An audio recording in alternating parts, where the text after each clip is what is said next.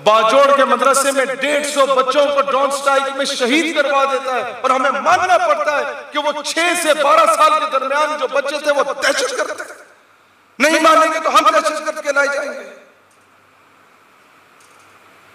वो Ramon Davis की सूरत में 2 बच्चों को दिन दहाड़े कत्ल करके बाइज्जत तौर पे बरी होकर चला जाता है। काउंसलर एसएस फौरन दी हर वक्त मौजूद होती थी उसके पास।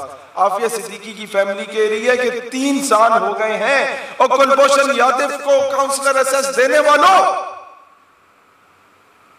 आफिया सिद्दीकी को काउंसलर एसएस दिलवा दो, वहां अमेरिका में जाके जिसके बूट पॉलिश करते रहे। 3 साल से वो अपने घर वालों से रास्ते में नहीं है। वो कहते हैं हमें कोई खबर नहीं, जिंदा है, फौत होगी, शहीद हो गए।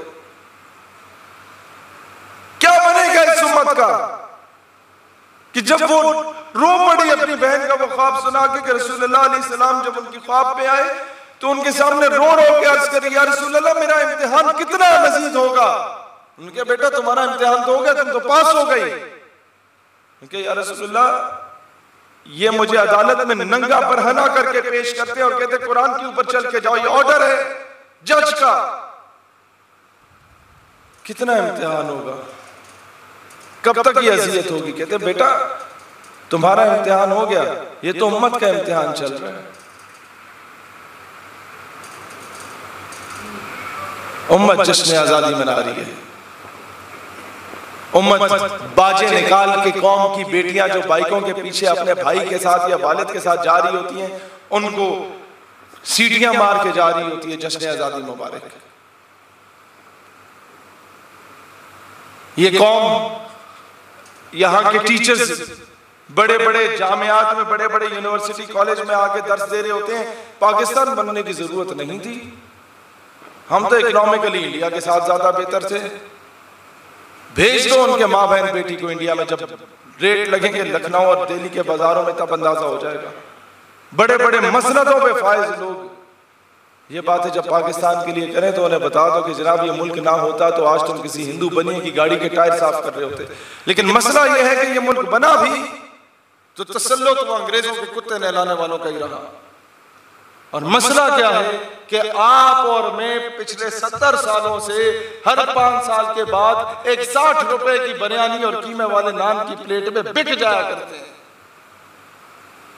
हमारे कौम का मिजाज इस तरह हो गया, तमाशबीन कौम हो गया कि बड़े बड़े पंजाब में उर्स मेले कराए जाते हैं तो नीचे लिखा होता है कि दांतों का जो जलसा है, बैलों की जो दौड़ है वो 8 बजे होगी। किसी बहाने मजमा इकट्ठा हो जाए और हमारी भी बात सुन ले। इस हद तक तमाशबीन हो गए कि जहां मदारी ने बंदर को नचाया हम लोग नाचे, हम पहुंचे वहां पे। फिर जब ये बातें करते तो एंटी स्टेट के लेवल तक हम पे लग जाते हैं। हालांकि आगे हमसे पूछो कि बलूचिस्तान में जब लोग टांगे कांपा करती थी, हमने तब जाके कौमी परचम लहराए थे। पाकिस्तान से मोहब्बत हम इसलिए नहीं करते कि आप पले बड़े पैदा हुए, खिता जमीन है, नहीं, इसलिए करते हैं कि वाहिद रियासत है, रियासत मदीना के बाद जो इस्लाम के नाम पे हासिल की गई, रसूलुल्लाह अलैहिस्सलाम की सदक़े और तुफैल हासिल की गई। हमें तो पाकिस्तान से मोहब्बत भी इस्लाम की निस्बत से है। हमारा तो इससे कोई किसी किस्म का कोई जज्बाती नहीं, सिर्फ रूहानी रिश्ता है इस मुल्क से। इसके जो ये बैग है ना, ये घर में भी लगा के मैं फिर रहा होता हूं, क्योंकि इसकी निस्बत मैं समझता हूं मेरे आका की गुंबद खजरा से। लेकिन मसला यह है कि पिछले 70 सालों से कौन लोग हमारे ऊपर मुसल्लत किए गए।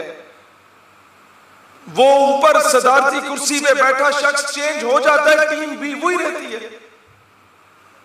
1857 की जंग आजादी और 1920 की तहरीक खिलाफत में जो लोग प्लान करते थे कि सुबह हम लोगों ने जाना है और अंग्रेजों के खिलाफ फला मोर्चों पे हमला करना है, बीच में कोई कमबख्त किस्म के, कमजर किस्म के मुखबर बैठे होते थे मुसलमानों में।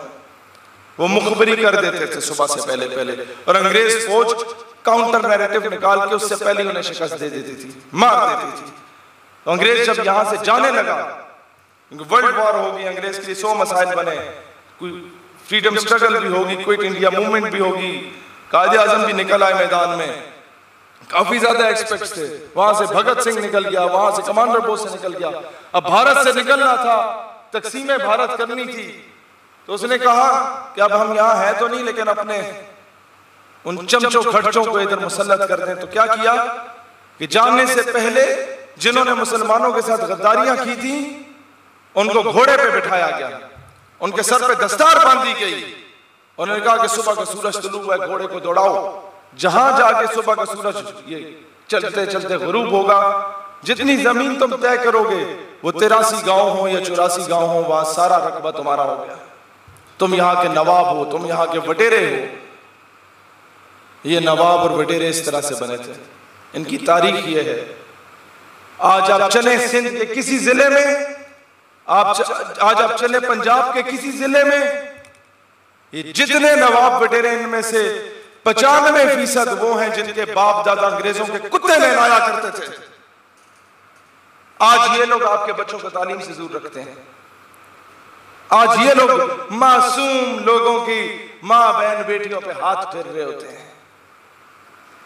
आज इन लोगों ने हमारे इंटीरियर सिंध, इंटीरियर पंजाब के लोगों को बेसिक तालीम से महरूम रखा। आज इन लोगों ने फिरका वारियत की भेंट चढ़ा के अपनी सियासत की।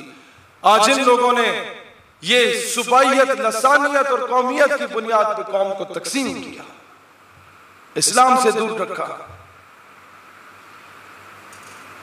खुदारा, जब तक आप खुद जाके पिंड के चौधरी के गिट्टों में नहीं बैठते और कहते हैं कि जनाब मैं आपका कमी बनना चाहता हूं, मुझे दाने दे दो, वो भी कमी नहीं बनाता। खुदारा, यही मैं हक़ में वक्त से कहता हूं कि जब तक खुद जाके भीख नहीं मांगते अमेरिका से, वो भी तुम्हें अपना गुलाम नहीं बनाता और तुम्हारी बेटी नहीं उठा के लेके जाता। इकबाल ने यह बाज़ाब्ता तौर पे कह दिया कि यूरोप की गुलामी पे रजामंद हुआ तू, मुझको गिला तुझसे है, यूरोप से नहीं है। भीख तुमने मांगी, उसने जबरदस्ती तो नहीं दी। खैरात तुमने मांगी, उसने जबरदस्ती तो नहीं दी। और ये याद रखिए कि कर्जा इतनी गंदी चीज है। आफिया सिद्दीकी की वालिदा ने हमें एक ही बात की, इधर बेटा और कुछ ना करो, एक काम करना, किसी मकाम पे पहुंच जाओ ना, कर्जा नहीं लेना, कर्जा बहुत गंदी चीज है। फिर मैंने सोचा कैसे? वो ऐसे कि जब मैं किसी को कर्जा देता हूं तो मैं एक्सपेक्ट करता हूं वो मेरे बूट भी पॉलिश करे, मेरी गाड़ी पे भी कपड़ा मारे, मैं उसे ठुटे मारूं, उसकी जरूरत नहीं होनी चाहिए बात करने की। इसी तरीके से जब अमेरिका हमें कर्जा देता है ना, तो वो हमसे बूट भी पॉलिश करवाता है, वो हमारे वजीर आजम से अपने ब्रीफकेस भी उठवाता है, वो हमारी बेटियां भी उठा के ले जाता है, हम चूं भी नहीं कर सकते। और उस बेटी के हाथ में बोलो तो तुम दहशतगर्द कहलाओगे। वो